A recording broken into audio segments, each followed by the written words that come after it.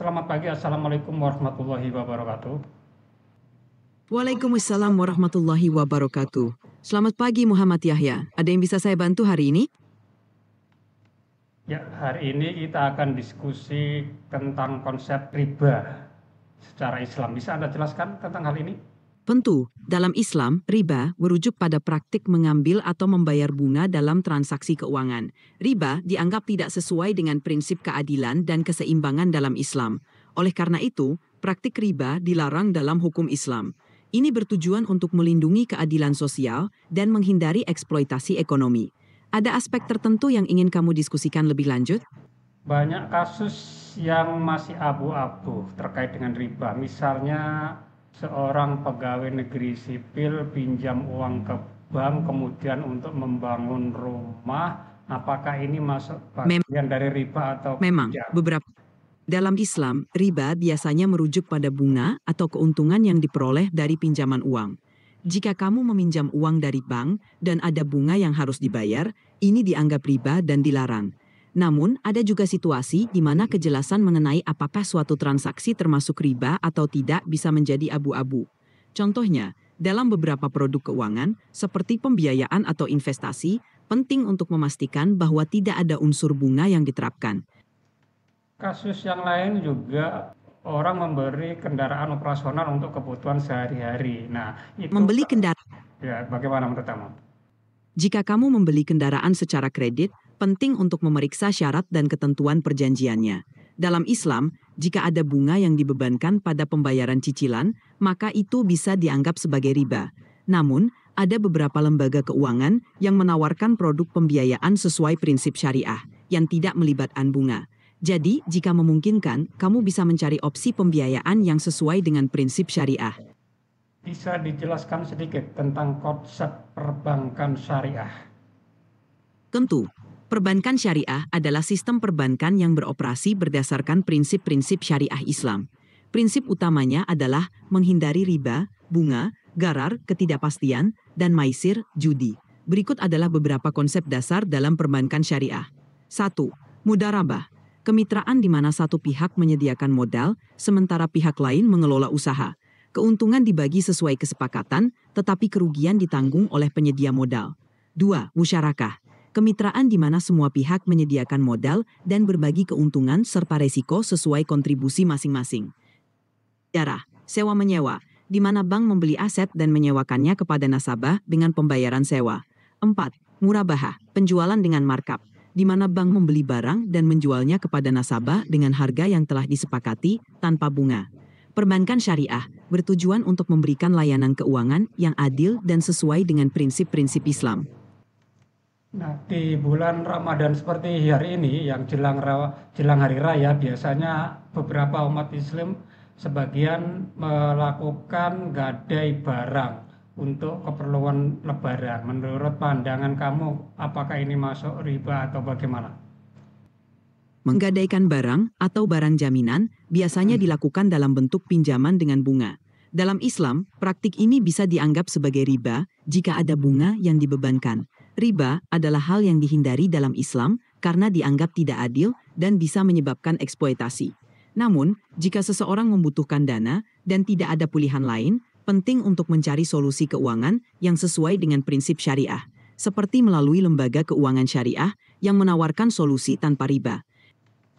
Apa hukumnya orang yang melakukan riba? Dalam Islam, riba dianggap sebagai salah satu dosa besar. Orang yang terlibat dalam praktik riba, baik sebagai pemberi maupun penerima, dianggap melanggar prinsip keadilan dan keseimbangan yang diajarkan dalam Islam. Oleh karena itu, umat Islam diajarkan untuk menghindari segala bentuk riba. Namun, penting untuk diingat bahwa Islam juga mengajarkan pentingnya tobat dan memperbaiki diri. Jika seseorang menyadari kesalahannya dan berniat untuk berubah, Islam mendorong untuk bertobat dan memperbaiki perbuatan. Apakah yang Anda kemukakan barusan ini ada dalilnya? Dan bisakah kamu utarakan dalilnya dalam bahasa Arabnya? Tentu, dalam Islam, riba dianggap sebagai dosa besar. Ada beberapa dalil dari Al-Quran dan hadis yang mengharamkan riba. Salah satu ayat dalam Al-Quran yang melarang riba adalah sebagai berikut. Ya ayyuhalladzina amanu, la ta'kulur riba ad'afan mudha'afatan, wattaqullah la'allakum tuflihun. Sabab ia orang-orang yang beriman, berkatalah alam berdiri dan tinggalkan sisa riba jika kamu orang-orang yang beriman. Selain itu, dalam hadis, Nabi Muhammad SAW juga bersabda, Allah melaknat riba dan orang yang memberi makan riba, orang yang memakannya, orang yang menulisnya, dan 2 saksi yang menyaksikannya. HR Muslim. Dalil-dalil ini menunjukkan betapa pentingnya untuk menghindari riba dalam kehidupan sehari-hari umat Islam. Kalau kita lihat kenyataan bahwa bangsa Indonesia ini banyak pinjaman luar negeri untuk membangun negeri untuk kebutuhan rakyat. Jika tidak pinjam agak sulit pembangunan. Menurut pandangan kamu gimana ini kaitannya dengan riba? Pembangunan dan pertumbuhan ekonomi memang penting untuk kesejahteraan masyarakat. Dalam konteks Islam, ada prinsip untuk memastikan bahwa aktivitas ekonomi dilakukan dengan cara yang adil dan sesuai dengan prinsip syariah, termasuk menghindari riba. Untuk mendukung pembangunan, Islam mendorong umatnya untuk berpartisipasi dalam aktivitas ekonomi yang bermanfaat dan tidak merugikan orang lain. Ada berbagai cara untuk tanpa melibatkan riba, seperti berinvestasi dalam usaha yang halal atau menggunakan layanan keuangan syariah. Jika seseorang membutuhkan dana untuk tujuan pembangunan atau kebutuhan lainnya, penting untuk mencari solusi yang sesuai dengan prinsip syariah. Dengan demikian, pembangunan dapat terus berlangsung tanpa melanggar prinsip keadilan dan kejujuran yang diajarkan dalam Islam.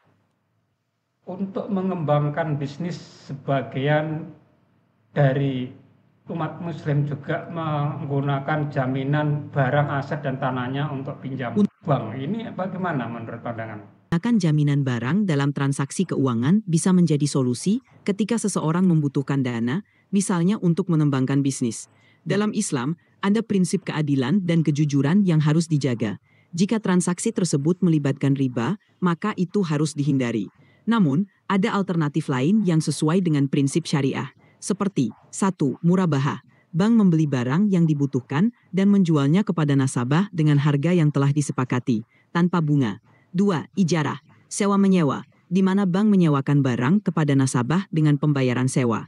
3. Musyarakah. Kemitraan di mana semua pihak menyertakan modal dan berbagi keuntungan serta resiko sesuai kontribusi masing-masing. Dengan menggunakan layanan keuangan yang sesuai dengan prinsip syariah, seseorang dapat mengembangkan bisnisnya tanpa melanggar prinsip Islam. Baik, terima kasih atas jawaban-jawaban yang Anda kemukakan pada hari ini. Semoga bisa memberikan manfaat dan inspirasi bagi kita semua. Dan pemirsa jangan lupa tetap stay tune di channel Rumah Belajar Kartim dalam edisi Syiar Ramadan Ngaji Bareng AI bersama Smart Learning and Character Center SLCC PGRI Kalimantan Timur. Sampai jumpa pada episode berikutnya. Wassalamualaikum warahmatullahi wabarakatuh. Waalaikumsalam warahmatullahi wabarakatuh.